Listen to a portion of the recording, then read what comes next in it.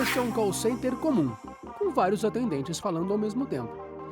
Como podemos diminuir o barulho de um call center, facilitando a interação entre o atendente e o cliente durante uma chamada? Esta é a Fernanda. Ela está ligando para um call center. Oi, boa tarde.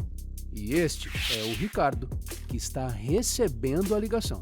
A Fernanda espera ouvir a voz dele assim. Boa tarde, Fernanda. Aqui é o Ricardo. Como eu posso te ajudar? Só que com todo o barulho, a Fernanda escuta ele assim. Boa tarde, Fernanda. Aqui é o Ricardo. Como eu posso te ajudar? Alô? Eu não tô ouvindo direito. É normal que fatores externos, como o barulho do aspirador de pó, obras na vizinhança, além dos outros atendentes do call center, atrapalhem a comunicação entre um atendente e o cliente. Só um momento, Fernanda.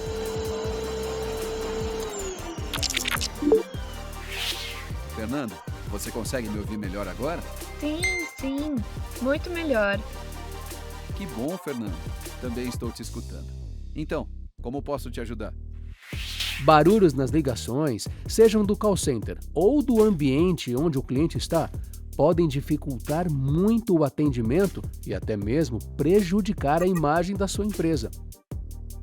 O Noise Suppressor é um aplicativo de cancelamento de ruídos projetado pela FLT Lab que usa inteligência artificial e aprendizado de máquina para limpar o áudio em tempo real. Ele funciona como um filtro entre o headset Feritron e o aplicativo ou plataforma de comunicação que você está usando, tornando a ligação com uma qualidade de áudio muito melhor e segura para o seu cliente.